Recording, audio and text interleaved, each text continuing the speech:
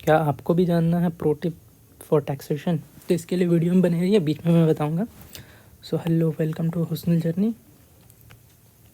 आज है day 5 GST preparation का। आज लास्ट डे है जैसा डिसाइड हुआ था। 24 नवंबर टू 25, 6, 7 एंड 28 तक जीएसटी का प्रिपरेशन करने का। एंड आज का डे ओवर होने वाला है एंड ऑलमोस्ट जितना होना था हो चुका है। बस एक चीज़ बचा है, वो चलो देख लेते हैं। यहाँ हम लोगों ने बनाया था जीएसटी का आईसीआई मॉड्यूल कंप्लीट हो चुका है। पीवाईक्यू चारों कंप्लीट हो चुका है। मॉडल टेस्ट सिर्फ 2 हुआ है। एमसीक्यू हो चुका है, अमेंडमेंट भी हो गया है। मॉक टेस्ट सिर्फ 1 हो पाया है, 1 पेंडिंग है। एंड मॉडल टेस्ट भी 2 ही हो पाया है। अभी और 2 ट्राई कर लेंगे और ओरली ट्राई करेंगे। 2 से 3 ट्राई करने का है एंड फिर इसको फिनिश कर लेंगे। सो ओवरऑल जीएसटी से एक चीज़ समझ में आ गया है कि किस तरह से करना है। सो अगर आपने अब तक नहीं किया तो मैं एक सजेशन देना चाहूँगा कि जीएसटी के जो चैप्टर्स है उसको 3 पार्ट में डिवाइड कर सकते हो आप लोग। लाइक पार्ट 1 के चैप्टर में chapter 1, chapter 2 supply, charges, composition, place of supply, time of supply, value of supply, इसको कर लिए।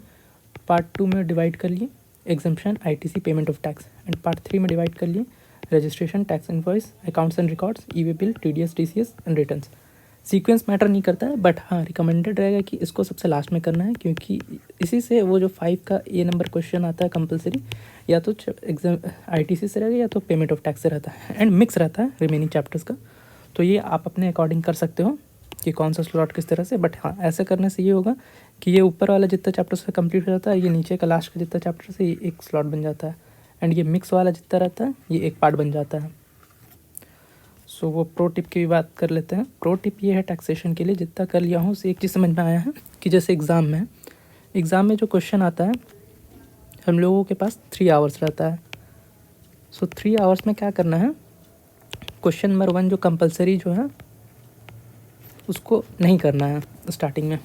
देन क्या करना है, सबसे पहले या तो जीएसटी या तो इनकम टैक्स, कोई भी चीज़ सॉल्व करना है। क्वेश्चन 3, क्वेश्चन 4, इसमें से कोई भी 2 करना होता है, एनी 2। फिर क्वेश्चन 5 कंपलसरी, ये जीएसटी का रहता है, इसको कर लेना है। क्वेश्चन 6, क्वेश्चन 7, क्वेश्चन 8, इसमें से भी एनी 2 करना होता है। और इसके साथ साथ एमसीक्यू रहता है, ये कंपलसरी पार्ट है। तो हम लोगों को ट्राई करना है किसी भी चीज़ से स्टार्ट करें।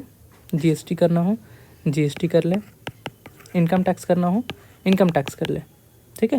लेकिन क्वेश्चन नंबर 1 को नहीं करे पहले में, फिर उसके बाद एमसीक्यू भी कर ले। और ट्राई करना है कि 4:30 तक ये सारा चीज़ करें, ये पार्ट भी और एमसीक्यू पार्ट भी।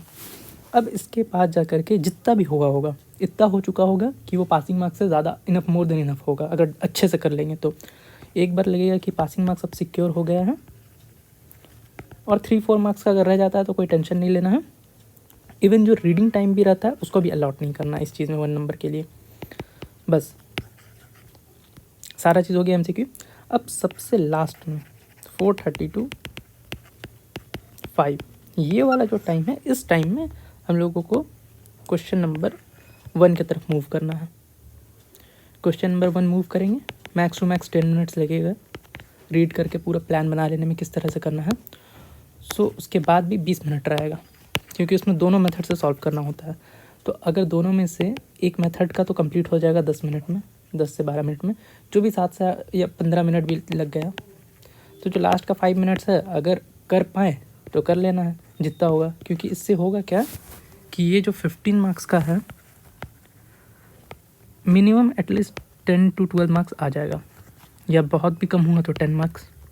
लेकिन अगर इसको स्टार्टिंग में करते हैं, स्टार्टिंग में करने का लॉस ये होगा कि स्टार्टिंग में कर रहा है और ये 30 मिनट्स भी लेगा प्लस 15 मिनट्स रीडिंग टाइम भी लेगा। और अगर ये 30 मिनट्स में गारंटीड नहीं रहता है सॉल्व होना, ये मिनिमम 1 घंटा चला जाता है करते करते।